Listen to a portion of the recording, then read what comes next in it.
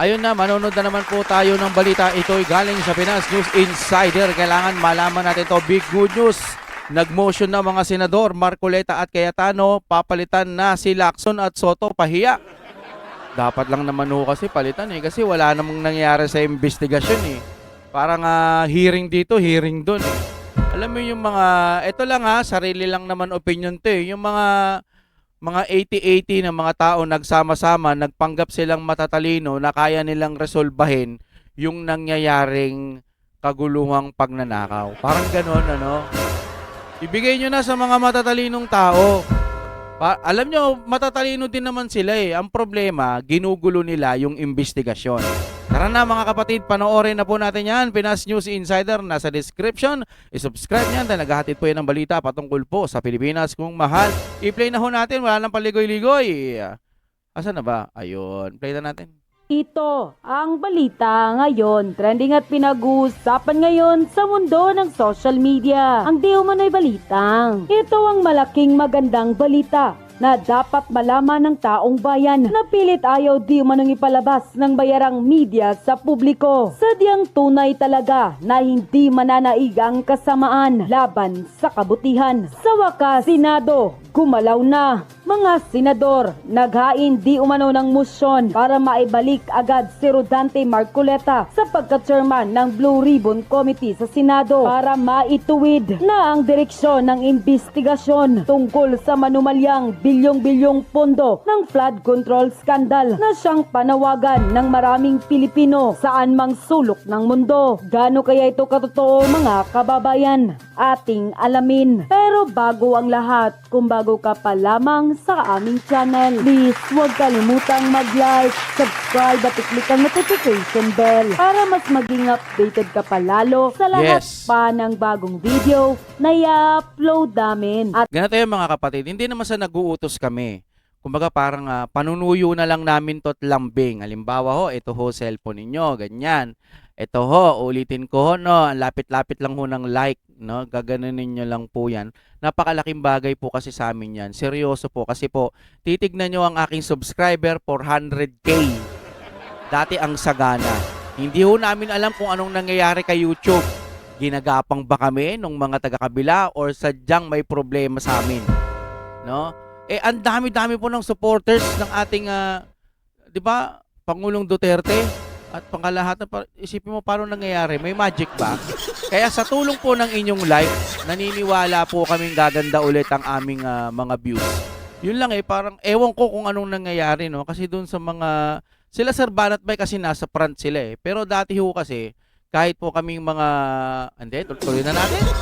Tuloy na natin.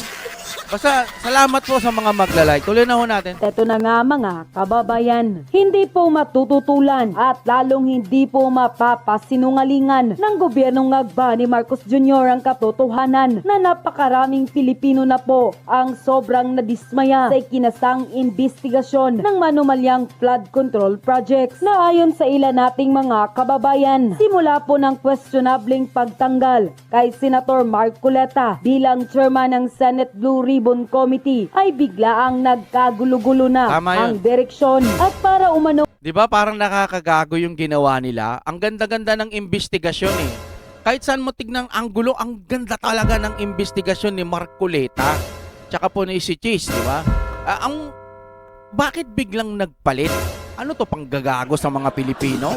Tingnan nyo nung nagpalit na, nagkandabobuhan na, nagkandalabo-labo na sa mga tanungan. Iba-iba na po ang mga statement, nagkabuhol-buhol na. Ngayon, sinong may problema? Baka yung bagong Senate President at saka po yung Blue Ribbon na bago. Kasi dati okay naman Diba? Ginugunggong nyo yung mga tao.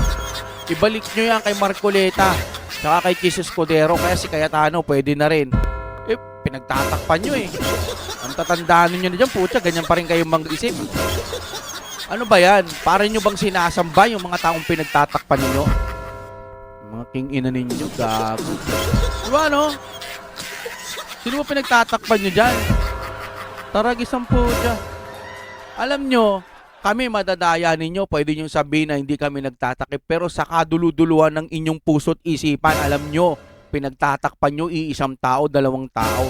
Maawa kayo sa mga milyong Pilipino na ginagago ninyo. tuloy tayo Kung hindi na natin makikita, lalong-lalo Palag na na ating sa marami sa ating mga kababayan, kung saan papatungo yung isinasagawang investigasyon ng nasabing committee na pinangungunahan sa kamay ni Soto at Lacson para umanong unti-unting lumulubog sa kumunoy ang katotohanan at nawawala na ng pag-asa ang taong bayan kung may mananagot pa ba o may maipapakulong pa ba na malalaking isda o mastermind na Tingnan nyo mga kapatid, isipin nyo na lang, may blue ribbon na may ICI pa. Sino ba namang matino ba yan? May ICI ka na, may blue ribbon ka pa. Tapos walang nangyayari. Tapos ngayon ang nakakulong si Bong Revilla lang. Wow! Ang heavy nyo dyan. Sabi nga ni Madam Amy, addict daw si BBM. Oh, totoo ba yun? May sashabs daw. Tapos presidente natin ganyan. Tapos may mga out of 1,000 na nanonood may mababasa ka 1 piraso, 2 piraso, BBM pa rin. Kadiri ang puta. Mandiri naman kayo. Buksan nyo lang ang kaisipan at puso ninyo. Malalaman nyo na kung sinong totoo Bawasan nyo ang pagiging anga-anga. Talagang tunay na sangkot at punot dulo sa flood control scandal na bilyong-bilyong perang binulsa mula sa pera at tax ng taong bayan. Kaya't sigaw at panawagan ng maraming Pilipino, ibalik na po kaagad si Senator Rodante Marcoleta bilang Senate Blue Ribbon Committee Chairman at hayaan siya na ipagpatuloy yung direksyon na kung saan tutumbok doon sa gusto ring tumbukin ng taong bayan o mamamayang Pilipino. Marcoleta, papalit na kay Lacson. At itong si Cayetano, papalit na kay Soto. Yun. Gusto ko yan. At malamang sa malamang, gusto nyo rin yan dahil alam naman natin na palpak. As in palpak. Ha? Palpak. Alam mo sabihin ng palpak? Palpak po ang Blue Ribbon hearing na ginagawa ni Lacson. Kaya naman itong si Lacson, pikon na pikon nung itinatama ni Marcoleta. Naku po. Gago! Mukhang umiiyak na itong si Lacson dahil sa minority report na inilabas po ni Marcoleta at ni Senator Amy. Naku po, patay tayo dyan ha. Alam mo kasi, Lacson, kung sana pinagbubuti mo na lang sana yung trabaho mo, wala sanang ganyan. Kaya lang, inuuna mo yung pagiging self-righteous at saka sa howly thou art. Para sa akin, binigyan ka ng pagkakataon. Parang si BBM din binigyan ng pagkakataon para maupo ka dyan, maging leader ka. Tapos anong ginawa mo? Sinira mo yung sarili mong pagkatao doon po sa taong bayan. Nilulunok mo yan. Gagi, kung totoo ang impyerno, lalangoy kayo doon. Sigurado yun. Alam nyo nang mali Alam nyo na sa sarili nyong mali, pero sige pa rin kayo. Lalo na yung mga tagapagtanggol sa kabila, alam na nilang mali. Anong sasabihin nyo sa Diyos? Kasi po, kailangan lang namin to para mabuhay yung pamilya namin. Bobo! Hindi kasi alam mo mga kababayan, ito alam naman ito bulong-bulungan ito sa Senado Etong si Lacson, kasama nila si Soto, feeling kasi nila sila lang ang sila lang ang laging tama. Feeling kasi nila sila lang yung magaling. Yan ang problema dito kay Lacson at saka dito kay Soto.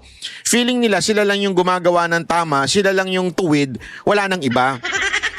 Alam mo mga kababayan, pantay-pantay po yung mga senador na yan. Nagkakataon lang, meron silang mga committee chair na pinamumunuan. Even the Senate President, hindi po ibig sabihin mas mataas po yung Senate President. Hindi po ganun yun.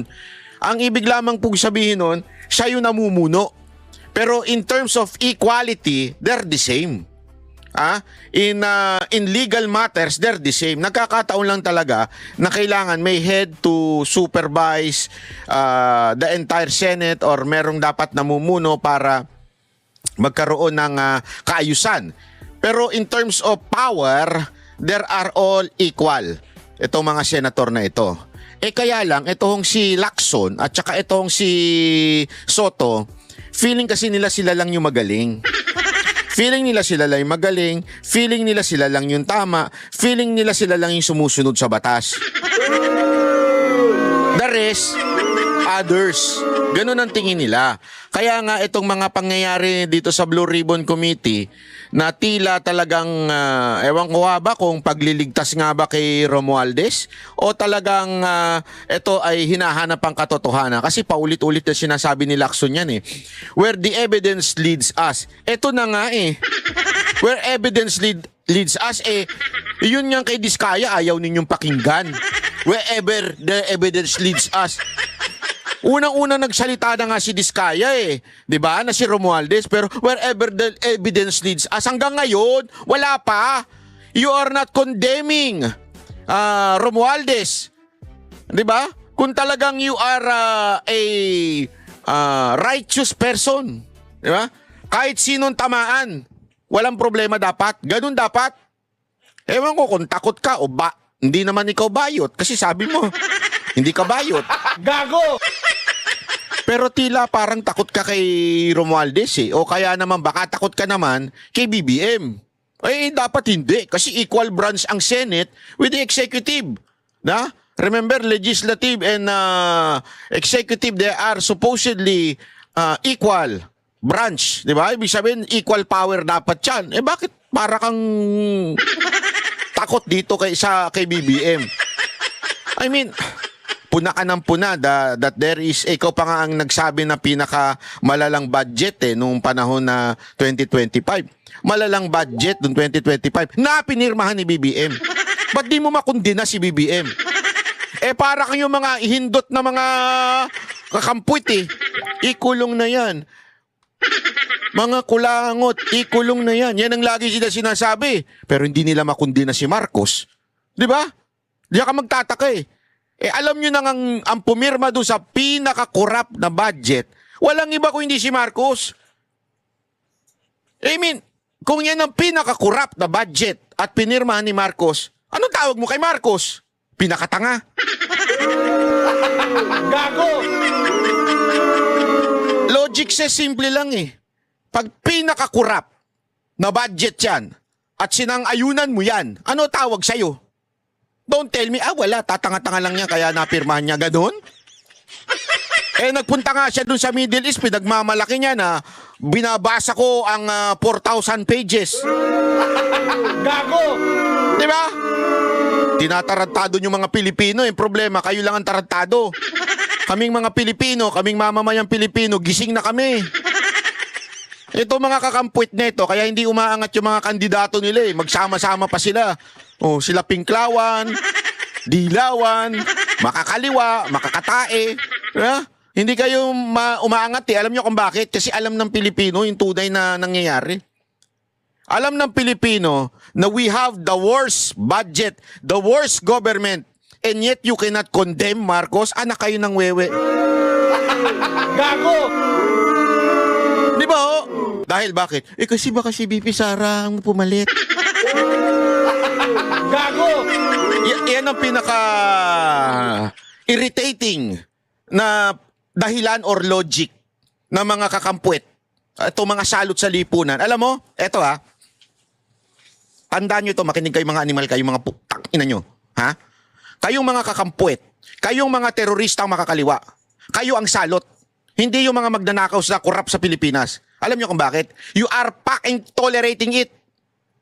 That's the problem. Para bagang ganire lang yan, ha?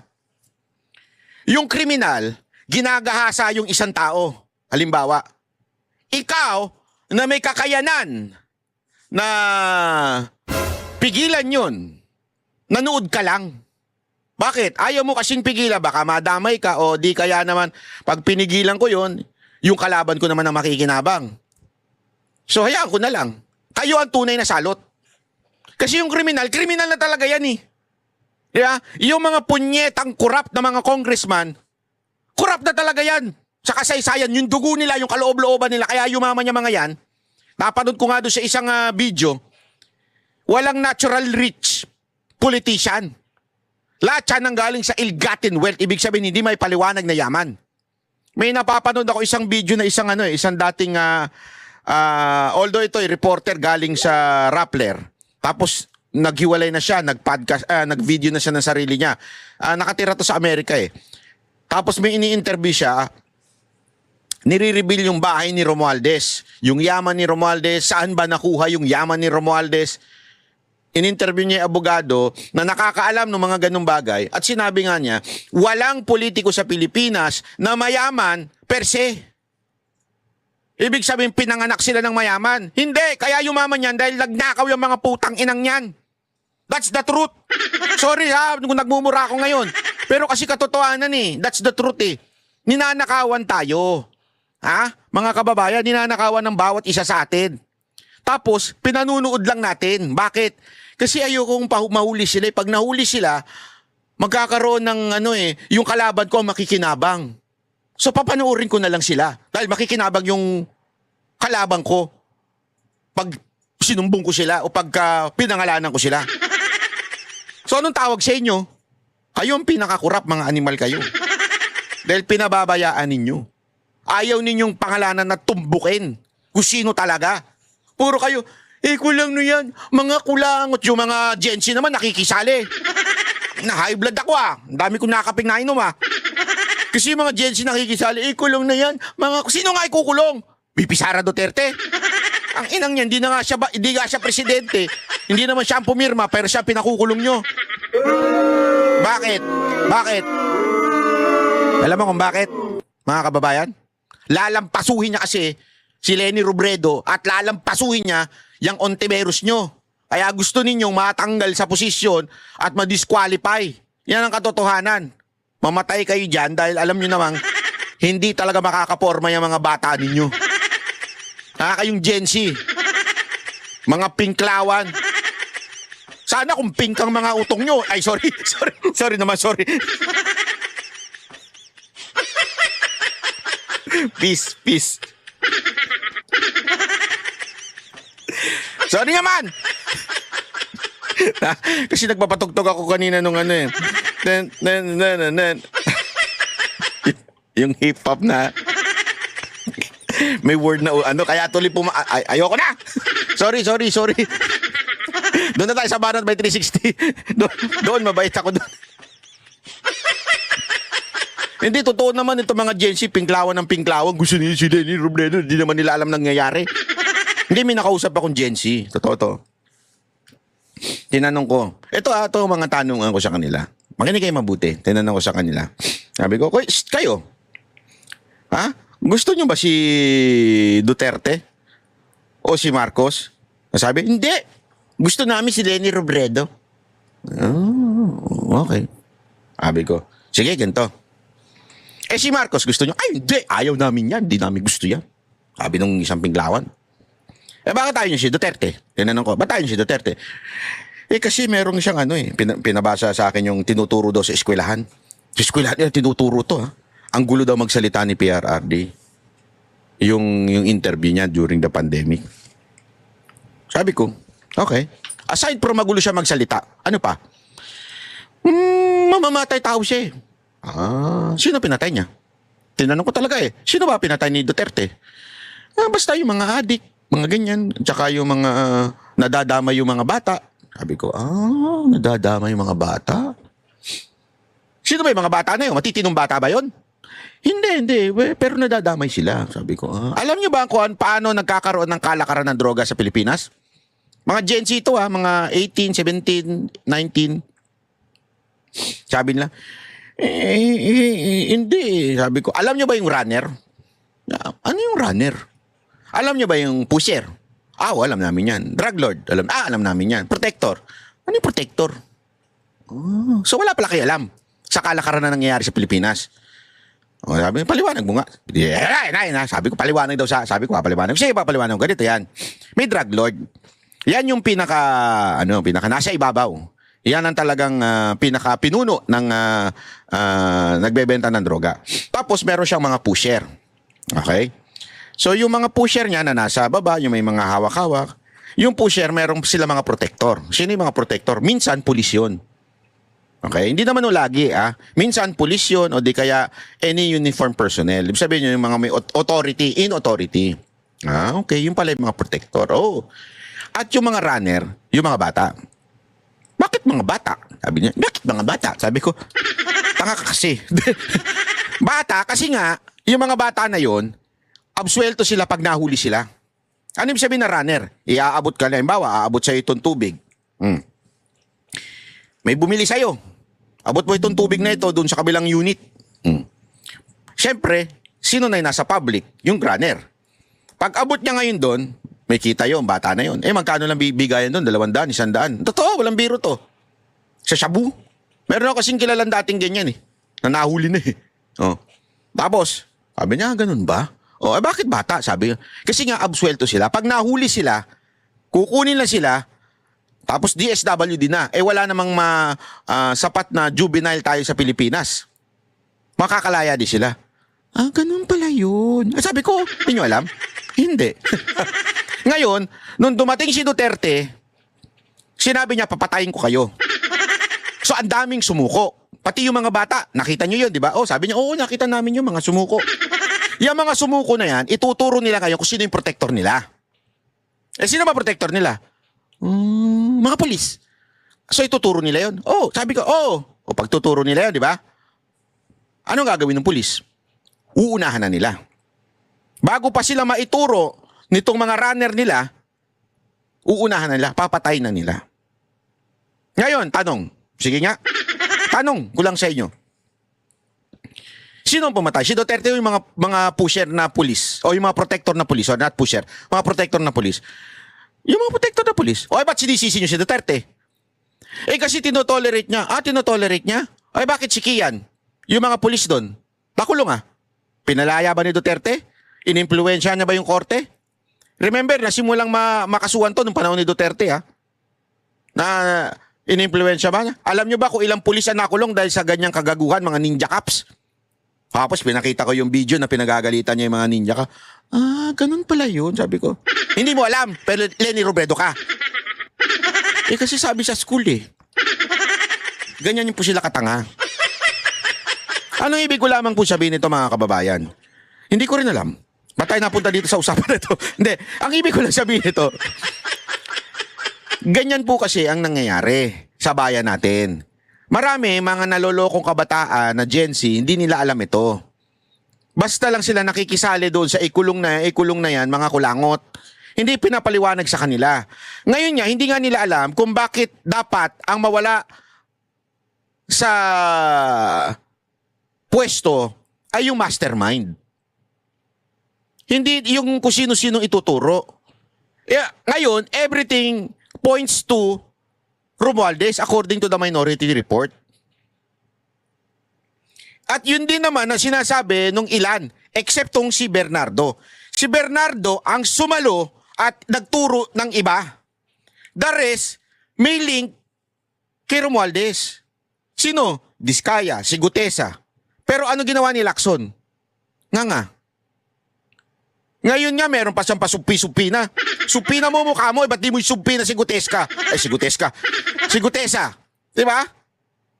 I mean, kung gusto mo talagang malaman ng katotohanan, bakit hindi yung mastermind ang hanapin mo? Yun ang pinangalanan na kung sino yung mastermind. Pero sumesegue ka pa kung saan-saan. Kaya nagagalit sa'yo, etong si Marcoleta. Tapos mapipikon ka ngayon at sasabi mo na bastusan ka. Ang bagal mo Puro ka palusot. Ito tinan nyo, panoorin nyo ito na bastusan daw siya. Nabastusan si Senador Ping Lacson sa paglalabas ng minorya ng sarili nitong report sa flood control scam. Inunahan pa raw ang Blue Ribbon Committee. Live mula sa TV5 Media Center, nangunguna sa balita si News 5 Senate Correspondent Mayan Los. Mamaya sasabihin ko sa inyo kung bakit mukhang mapapalitan niya si Lacson at saka si Soto kung nagkataon. Unya-unya, relax, ikikwento ko sa inyo yan, mamaya-maya, pero wag niyo munang kalimutan, mag-subscribe kayo. Daming nanunodan din nakasubscribe. Walang jo. Nood noon, libre na nga manood, susubscribe. Wala rin bayad mag-subscribe. Hindi nyo pa i-click. Pag ito hindi tumaas, ngayon naman medyo tumaas na, naging 50%. Dati 40% lang, naging 50 na.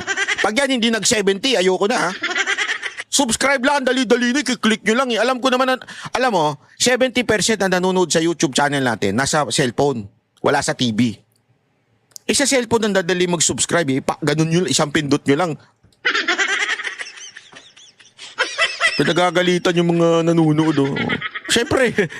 Anyos. May mali nga ba sa paglalabas ng Minority Report? Jiggy, respect begets respect. Yan ang mensahe ni Senate Blue Ribbon Committee Chairman Ping Lacson matapos ngang Tama ka dyan, Lacson. Respects, beget, respects. Yung mga beget mo. Ano ba yan? Pagkain ba yan? Respect begets respect. Alam mo, ibig sabihin yan? Kung gusto mo respetuhin ka, respetuhin mo rin itong mga kasamahan mo. Ang problema sa'yo, gusto mo ikaw lang magaling. Gusto mo ikaw lang nasusunod. Gusto mo respetuhin ka nila Marcoleta? Ha? Ni Amy Marcos? Umano ka. Respetuhin mo sila. Kaya ka hindi nire-respeto niya mga yan dahil di mo sila nire-respeto. Tama ka. Respects, buget. Respect. labas ng sariling report ng Senate Minority Bloc kaugnay sa mga investigasyon ng Blue Ribbon Committee kaugnay sa maanomalyang flood control project. Sabi ni Senator Ping, paano raw ba niya rerespetuhin ang isang dokumento na sumisimbolo sa pambabastos hindi lamang sa mga miyembro ng Blue Ribbon kundi sa buong Senado. At ayon nga sa senador, pwede naman daw sanang binalikan na lamang ng mga senador na naglabas ng tinatawag na minority report yung rules ng Senado. Total, mga veteranong senador naman daw sila. At makikita nila doon yung tamang procedure na ang dapat na gawin, ipa-adopt yung committee report sa plenaryo at hindi basta naglalabas at uunahan pa yung mother committee, which is in this case Blue Ribbon Committee, at ibibigay diretso sa opisina ng Senate President. Nakapanayam din, Jiggy, ng story ko ng 1PH itong si Senator Ping Lacson at narito ang bahagi ng kanyang pahayag. Na tama yung ginawa niya, nirefer sa akin. Ngayon, anong gagawin ko doon? Anong disposition? Trust ka. May mga bitter Hindi matanggap na hindi na sila nasa majority. Ayan ang problema sa'yo. Respects, beget, respects mo. Bastos ka rin Trash can talaga kagad Di ba? Talagang dapat ka rin bastusin. They cannot move on. Bakit ba? Ano bang problema? Ano bang problema? Ano gusto ipapansin ni Senador Marcoleta sa tagpo na yon, Nelson? Na yun naman ang tinanong niya sa naging press con kahapon kasama niya si Senadora Amy Marcos. Yan. Okay na? Pakinggan natin, Senador Marcoleta. Meron ba kayong napansin nung tinatanong ko yung dalawang testigo kung sino po yung sumasagot? Kasi po kung nagtatanong ang isang katulad namin at dinidirekta yung tanong sa kanya, dapat siya po yung sumagot, di ba? Iwanan na po natin yun kung hindi nyo napansin. Ang ibig ko lang sabihin dito, Tanga-tanga naman ng mga media, hindi napansin? Ganyan na ba talaga ang mga media natin ngayon? Galing-galingan na lang? tinatanong ko po siya, bakit kaya kayo napunta doon kung ang inyong layunin lang pala ay ituro yung Diskaya na sila pala yung ginamit na nagpapaalis sa kanila dahil yung daw bagong may-ari kailangan na yung bahay at humihingi sila ng ilang panahon pa lang dahil napakahirap maglipat ng kanilang mga gamit. So yung pala si Diskaya lang pala yung itinuturo na siya yung nandun. Ayaw namang aminin ni Diskaya na hindi nga ako nakapunta dyan sa South Forbes na yan ba't ako na naman ang tinuturo ninyo?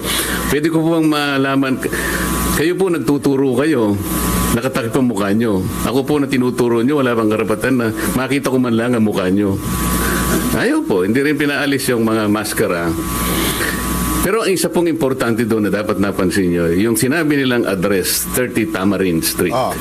Kung napapansin nyo, yun ay bahagi ng paglalahad ni Saldico na sinabi niya yung isang 1 billion. Yun po, nagulo tuloy, humaba Ang simple lang naman tanong ni Senador Marcoleta. Pansinin nyo lang po, ito lang ang gusto niya sabihin. Sa akin pong pagkatanong, sa halip na yung dalawang witness na sumagot, hindi po sila sumasagot, kundi si Senador Ping Lacson na chairman ng Blue Ribbon Committee. Naku, patay kayo. Patay kayo dyan. Dahil sa ginawa nyong yan, baka sabihin ng ni Lacson, bastos kayo. Hindi, ano ba yung sinasabi niya? Ano ba yung sinasabi ni Marcoleta? Ito, pakita natin. Meron ba kayong napansin nung tinatanong ko yung dalawang testigo kung sino po yung sumasagot? Sino yung may-ari ba talaga nung bahay na yon? I will answer that. Ang may-ari po dati, Doris Magsaysay Ho. And you were there as what? Staff ng tenant. And allegedly, ang bagong owner is Martin Romualdez. Yun ang sinasabi. Yun ang sinasabi mo kanina? Yes. At referring to Diskaya? No, based on documents. Sandali. Ladies and gentlemen, ang tinatanong po dito ay yung dalawang witness na binitbit ni Lacson. Kasi kailangan natin malaman, hindi porket binitbit mo Lacson, credible na. Ha? Kasi nga, again, what is wrong? Bakit nila sakyan natin yung binitbit ni Lacson? Kasi nga, dito malalaman mo na tila, sandali. Bakit para bagang ang tinuturo nung dalawang witness na yon ay si Diskaya ang na-meet at ang bumili si Romualdez. Pero pag tinanong mo si Diskaya, sinasabi niyang, hindi ako nakapunta doon sa sinasabi ninyong bahay. So in other words, yung testimony nitong dalawa, instead na makatulong para kumonek si Romualdez dito kay Diskaya, parang pinabubuking nila na wala pala namang ganon na eksena. Ibig sabihin, kesa na sana lumakas yung para bagang nagdala ka ng fake evidence sa court. Parang ganito yan, mga kababayan. Di ba sa court, napaka-importante ng ebidensya. Pero it is also important yung handling of the evidence. Pag mali yung handling of the evidence, madalas nadidismiss yan ng technicalities. Kaya nadidismiss minsan ng cases, it's because of technicalities. Mali yung panghandle. At alam nyo, ginagawa ng ilang mga tiwaling pulis yan. Pag nakahuli ng droga, kasi may proseso kung saan dadalhin yung droga. So ang mangyayari, imamali lang ng konti yung handling nung evidence. Pag namali yun, it will no longer admissible sa court. So, papalya ngayon yung case. Parang ganito ang nangyayari, parang pulis na ang discarding nangyayari na to.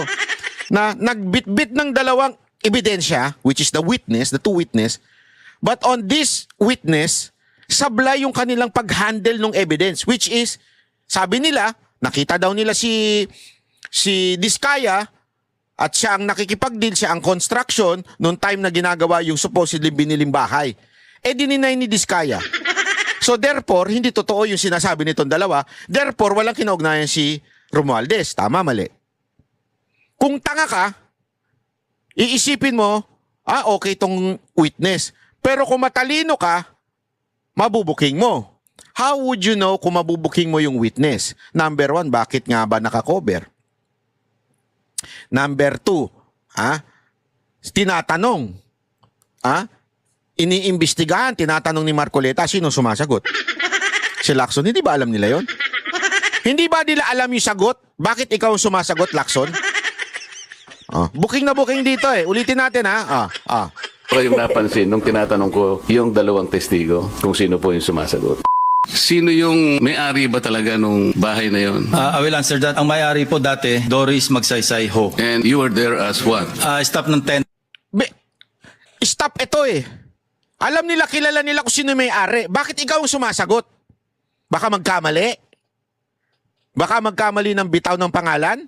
And allegedly, ang bagong owner is Martin Romualdez. Yun ang sinasabi. Yun ang sinasabi mo kanina? Yes. At referring to Diskaya? No, based on documents. Thank you for the explanation, Mr. Chair. Kasi po, kung nagtatanong ang isang katulad namin at dinidirect. Nagigets nyo? Again pwede sila magtanong dun sa kung sino man yung resource person or witness na dinala. Yung tanong sa kanya, dapat siya po yung sumagot, di ba? Yan ang nakakapagtaka. Kaya, no wonder naglabas ng minority report si Marcoleta at si Senator Amy. Kasi nga, may problema doon sa pag-handle at inunahan na nila ng labas. Bakit takot na takot ka, Lacson? Alam mo kung bakit? Kasi, mukhang mabubuking ka sa mga pinaggagawa mo. Ngayon, eto ladies and gentlemen, makinig kayo mabuti. Makinig kayo na mabuti. Dahil diyan, posibleng mapalitan si Lacson at si Soto. Paano nangyari yon? Pakinggan na natin ng isang veterano. Hindi ito hindi ito Duterte, ito ay Pinklawan. Alam natin kung sino ito. Pakinggan natin yung sinabi ni Drilon na posible talagang mapalitan because of this. Media lang ho. Pero kung sakasakali ho na they do get the numbers for this minority report, how would that change things? Would for example, the ombudsman have to make this? Can they make this as a material evidence for to somehow charge the House Speaker? Ano pong effect po niyan sa flood control probe? Then, if If a picture paints 1,000 words. Robin Padilla, ikaw ba yan? Tuloy mo! Ayun naman, no? Po niyan sa flood control probe. then if the report of the Blue Ribbon is reversed by the plenary, meaning that the majority of the senators will now vote for the minority report. Yes. Ayan. If kung yung mga, kasi binobotohan pala yan sa plenary, kung ano yung magiging report ng Blue Ribbon. Remember, kung si Ontiveros nga, nakakampi ni Lacson, sabi niya, oo, posibleng meron talagang kinalaman si Romualdez. At alam nyo, mga kababayan, ako, hindi ko na lang sasabihin sa inyo, may nakausap akong senador. Meron ako nakausap na senador. Talagang ilang beses daw, muntikan ng napalitan yan si Soto at si Lacson. Dahil marami nang nagagalit sa kanila, kahit mga kasama nila sa majority. Bakit? Bida-bida kasi daw. Lagi na lang sila ang tama. Ayaw pakinggan yung kasamahan. Ewan ko, bakit ba sweet na sweet tong dalawan to si Soto at si Lacson? Di naman daw bayad si Lacson. Ewan ko kay Miriam, tanong nyo. Di ba? Di ba? Bakit nga? Kasi nga yung ganitong ugali ni Lacson. Ngayon, kung ipagpipilitan, remember this. Yung nangyari kay Revilla at yung mangyayari kay Villanueva at yung mangyayari kay Jinggoy. Kasi ako, feeling ko matutuluyan si Jinggoy at si Villanueva. Yun, hindi natutuwa ang majority doon. Baka akala ninyo natutuwa ang majority at mababawasan ang minority. Hindi. It seems that the Senate President and etong kapalpakan ni Lacson that cause na napapahamak yung mga kasamahan nila. Ibig sabihin, because hindi pinapayagan o hindi tinutumbok sa Blue Ribbon Committee ang tunay na mastermind at kung sino-sino ay tinuturo ng mga senador para maging kapanipaniwala yung kanilang panawagan ng anti-corruption, nagagalit tuloy yung mga ibang majority senators, which is, sabi nga eto pakinggan nyo, masyadong maliit yung bilang. Dati kasi pag sinabi mong, naalala ninyo, dati yung kay Chis Escudero, ilan silang majority? Halos lahat. Ilan na minority? 2. This time, halos isa lang o 2 lang ang difference. Sabi nga nito ni Dirilod, ito pa yung paliwanag niya. It will result in a change of leadership in the Senate. Because then, that is a manifestation of the lack of confidence of the majority in the majority representation in the Blue Ribbon. And therefore, that can cause a change of leadership. Okay. Because Nagets nyo, mawawala yung confidence pagka ang binoto ng buong Senate, majority ay binoto itong minority report. That's why galit na galit si Lacson at nabastusan pa siyang kuno. Pero paano kung yan ang magustuhan ng majority dahil nga naman ang tinutumbok ng minority report si Romualdez. Ang tinutumbok ditong report o magiging report ay hindi si Romualdez. Itong magiging report ni Lacson. Kasi nga si Lacson, kesa natumbukin yung talagang mastermind, paligoy-ligoy, to the point, tinamaan na yung kanilang mga kasamahan. Kung ikaw ba naman, yung mga kasamahan mo, pinayagan mong tamaan dahil ayaw mong tumbukin yung tunay na kurap, matutuwa ka? Alam naman, alam mo, wag na tayo maglukan, kayong mga gunggong, kayong mga senador kayo, sorry yung mga gunggong dyan, may mga gunggong dyan Alam nyo, kayong mga senador kung sino talaga may kasalanan. Wag na tayo magpaligoy-ligoy. Kasama kayo sa nag-deliberate ng budget Alam nyo kung sinong kumalikot ng budget noong 2025? Huwag na tayo maglukuhan. Tangina, ano kayo, tanga? Diniliberate sa Kamara, diniliberate sa inyo, sabay kam ginanon, magic, pati sa small committee. Tapos hindi nyo alam kung bakit nagkaroon ng corrupt na budget. Ginagago nyo yung mga Pilipino. Pero sa tingin ko, alam nila kung sino. Kaya alam nila kung sino talaga yung tunay na korap. Alam nila yan. Ang problema, itong si Lacson, mukhang iniilag niya.